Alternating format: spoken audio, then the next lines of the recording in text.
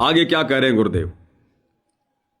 तो वह हज के लिए गए वे व्यक्ति इब्राहिम सुल्तान से बोले, अरे भले आदमी, तो एक देवी को क्या कह रहा था गयारंड के लेने को? नु कह तुम सुल्तान एक नकमी आत्मा को ये मक्का लेने गया है। तेरा तो भाई दिमाग खराब हो गया। ऐसी देवी के बारे में ऐसे शब्द बोले तुझे पाप लगेगा, दोजख में जाएगा। तब उसने उनको बताया ये कभी आत्मा इसके लिए आए थे, इसको वहां मिले थे ऐसे ऐसे, और इसने वो सत भक्ति छोड़ दी, क्योंकि परमात्मा साधु रूप में कहीं प्रकट हो जाते हैं। ये उनका एक नियम है, अच्छी आत्माओं को मिलते रहते हैं। तो इब्राहिम सुल्तान वाली आत्मा को बताया था कि ऐसे एक राबी नाम की बेटी है, उसको भी मैंने ज्ञान दिया, पर नालायक ने वो भक्ति छोड़ दी, दुख पाओगे।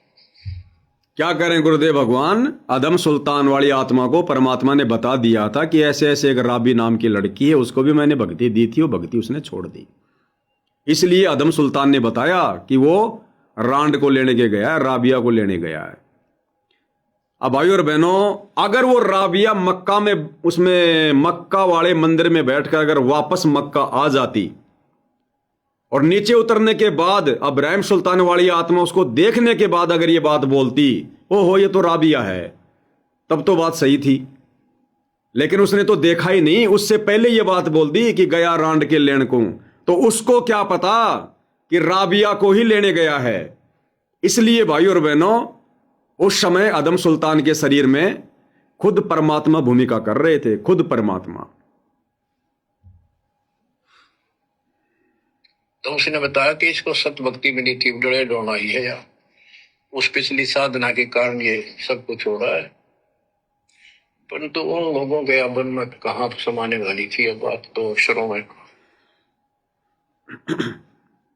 उस जीवन को पूरा करके वो लड़की, वो आत्मा अगले जन्म में बांसुरी नाम की लड़की बनी, जन्म हुआ।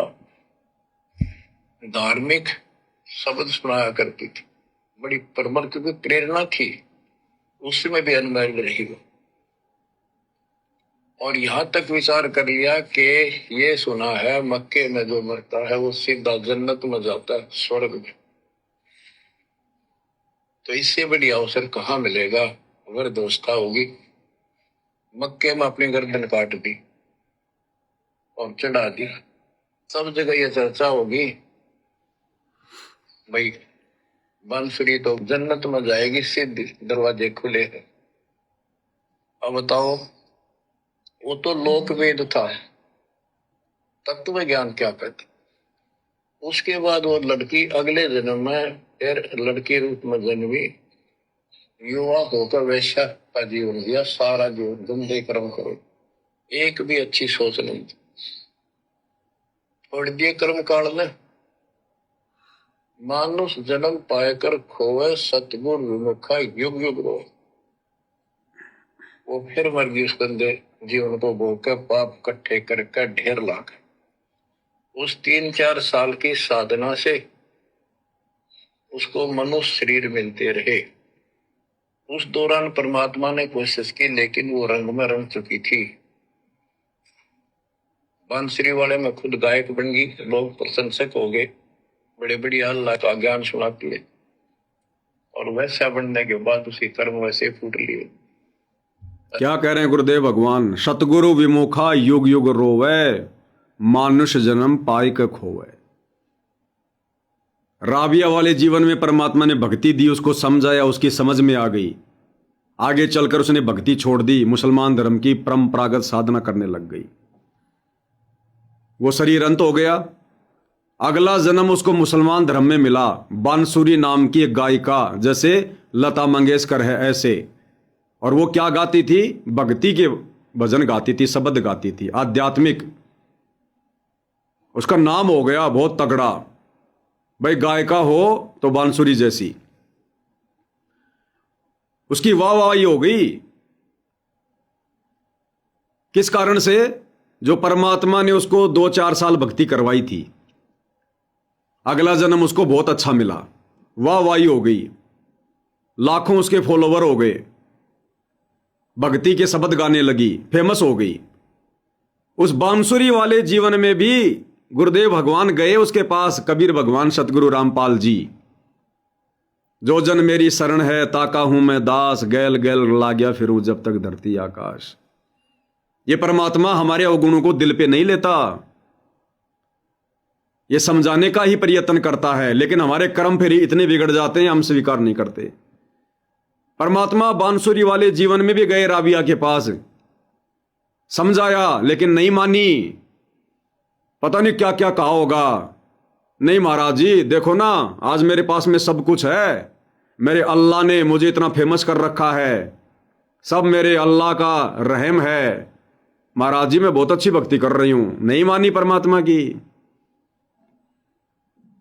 और अंत में क्या प्रेरणा हो गई कि सुना है मक्का में जाकर जो अपनी गर्दन चढ़ा देगा वो सीधा जन्नत में जाएगा। और मक्का में जाके उसने अपने हाथ से अपनी गर्दन काट के वो चढ़ गई फिर अपने आप ही। ये सोच लिया कि मैं जन्नत जाऊंगी। वो जन्म बर्बाद, सतगुरु विमुखा युग युग रोवे, मानुष जन्म पाए के खोवे। बांसुरी वाला मनुष्य जन्म उसने बर्बाद किया। एक मनुष्य जन्म कितना अनमोल है। फिर गुरुदेव कहते हैं उसके बाद अगला जन्म उसको एक सुप्रसिद्ध वेश्या का मिला, क्योंकि भक्ति उसकी कमाई धीरे धीरे खत्म हो गई। कुछ भक्ति कमाई तो उसने राबिया वाले जीवन में बर्बाद कर दी। कुछ फिर अगला जन्म मिला, इतनी बड़ी गायिका बन गई, इतनी सुख सुविधा, इतना नाम, तो उसकी बैटरी डिस्चार्ज होती चली गई। अगला जन्म उसको वेश्या का मिला, और वेश्या के जन्म में काल ने इतने कर्म फुड़वा दिए, इतने कर्म फुड़वा दिए, गिनती नहीं।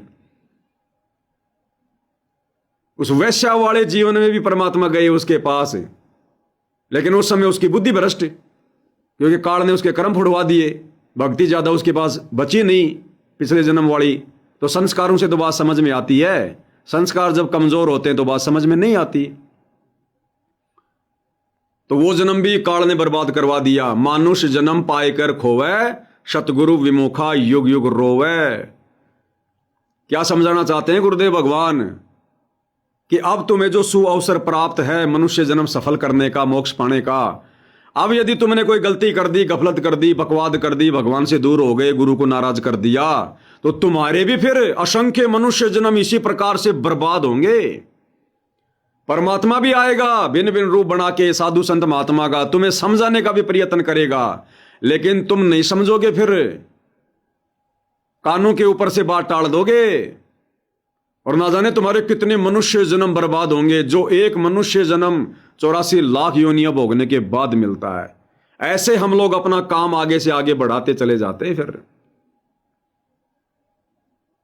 फिर उससे अगला जन्म उसको शेख तकी के घर में मिला, शेख तकी की लड़की के रूप में, और वो उसका लास्ट मनुष्य जन्म था। उसके बाद उसकी बैटरी पूरी डिस्चार्ज होनी थी, उसको लक 84 में जाना था फिर, और 11 साल की उम्र में उसका देहांत हो गया। वो लक 84 योनियों में चली गई।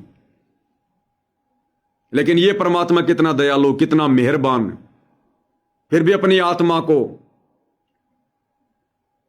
उन लक 84 योनियों से वापस निकाल के लाया। काम कितना बढ़ गया। क्या कह रहे हैं गुरुदेव, ध्यान से सुनो। अच्छे बात समझ में नहीं आई। वो फिर मृत्यु को प्राप्त हुई, वैसा का जीवन, गणका का जीवन भोग कर फिर वो शेख तकी नाम के एक धार्मिक मुसलमान पीर के घर जन्म लिया बेटी के रूप।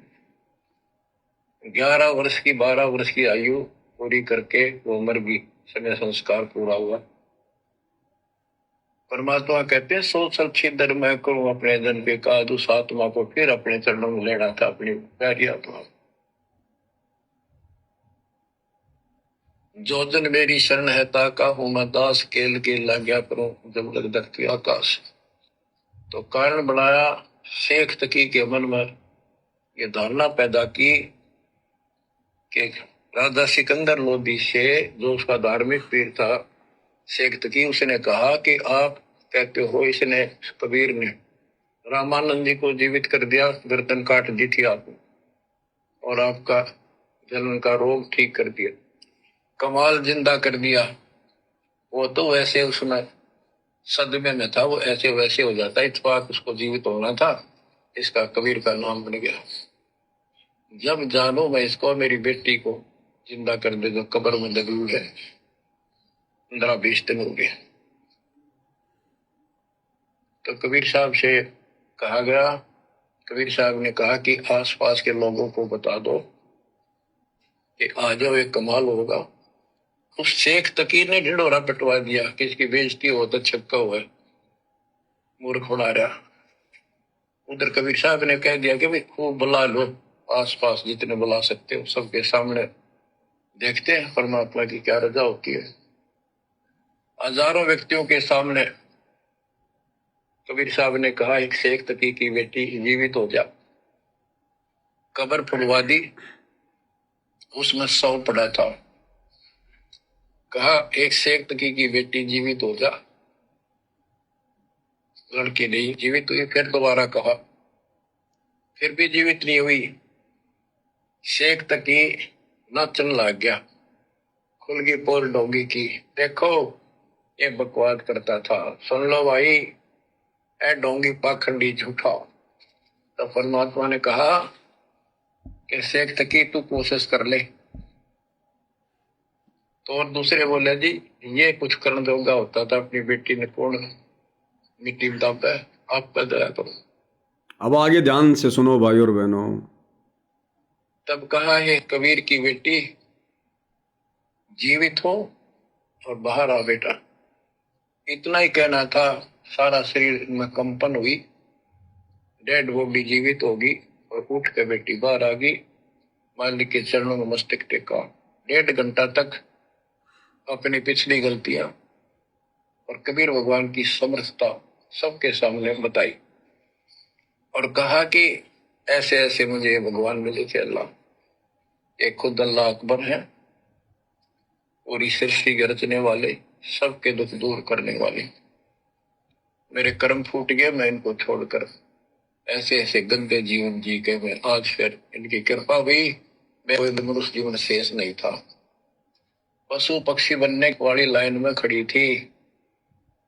ये परमात्मा वहां पहुंचे और धर्मराज के दरबार से वह मुझे पेश किया, वहां से मेरे कागज निकाल दिए और मुझे साथ लेकर यहाँ के छोड़ा है। बोलो सतगुरु देव की जय हो, बंदी छोड़ कबीर साहिब की जय हो।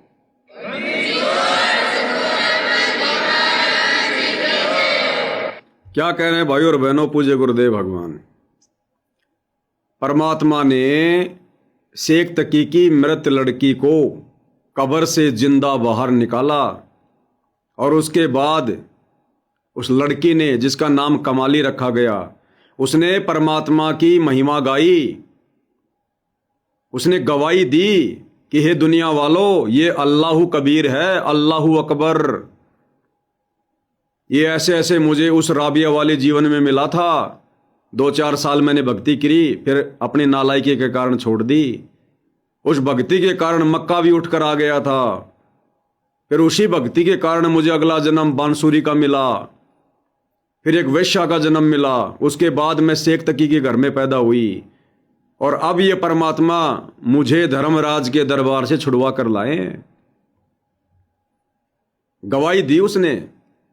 ठीक इसी प्रकार भाई और बहनों, आने वाले समय में धर्मदास जी को और आमिनी देवी को परमात्मा ने जो समाधि दे रखी है, आने वाले समय में कुछ ऐसी परिस्थितियां बनेंगी, क्या पता धर्मदास जी के वंशज, धर्मदास जी की गद्दी वाले ऐसी कोई बात कह दें कि आप अगर वास्तव में भगवान हो, परमात्मा हो, कबीर हो, तो कबीर जी ने तो शेख तकी की लड़की कमाली को कब्र से जिंदा निकाल दिया था। अगर तुम इतने बड़े भगवान हो तो धर्मदास जी को समाधि दी थी परमात्मा ने, जिंदा समाधि निकाल के दिखाओ। तो कौन सी बड़ी बात है भाई और बहनों परमात्मा के लिए। अरे हमें तो यकीन हो गया ना कि आज धरती पर संत रामपाल जी के नाम से वही कबीर भगवान है, और भगवान की शक्तियां, भगवान के गुण, भगवान के लक्षण ये तो वही हैं। परिवर्तन हम जीवों में होता है, आत्माओं में होता है, भगवान में थोड़ी होता है। भगवान तो पहले भी वही था, आज भी वही है, आगे भी वही रहेगा। फिर ये परमात्मा उस प्यारी आत्मा को, धर्मदास जी को, आमिनी देवी को, जिनको जिंदा समाधि दी थी, जिस समाधि के बारे में गुरुदेव कहते हैं कि बच्चों ये बहुत अजब गजब के राज होते हैं, ये समय आने पर समझ में आती हैं बातें। फिर परमात्मा उन दोनों आत्माओं को जिंदा निकालेंगे, सतगुरु रामपाल जी, और फिर वो धर्मदास और आमिनी देवी कमाली की तरह घंटों भर खड़े होकर लाखों लोगों के सामने गवाही देंगे इस बात की कि ए दुनिया वालों, ये जो तुम्हारे सामने खड़ा है ना, जिसको तुम हरियाणा का जाट रामपाल समझ रहे हो, अपना गुरु समझ रहे हो, ये साक्षात पूर्ण परमात्मा है, अल्लाहु कबीर हैं, अल्लाहु अकबर हैं। इन्होंने मेरे को समाधि दी थी। उस समय फिर बहुत सारे लोगों की आंखें खुलेंगी, क्योंकि ये चमत्कार परमात्मा उस समय करेंगे जिस समय ज्ञान मार्ग बंद हो जाएगा। अभी तक चमत्कार क्यों नहीं कर रहे? क्योंकि अभी तक परमात्मा ने आत्माओं की छटनी करनी है। अभी परमात्मा ने ज्ञान आधार से आत्माओं को तैयार करना है, और जिस दिन वो प्रोसीजर खत्म हो जाएगी, और वो प्रोसीजर हिसार जेल से बाहर आने के बाद खत्म, हिसार जेल से बाहर आने के बाद ज्ञान आधार से आत्माओं की छटनी वाली प्रोसीजर खत्म।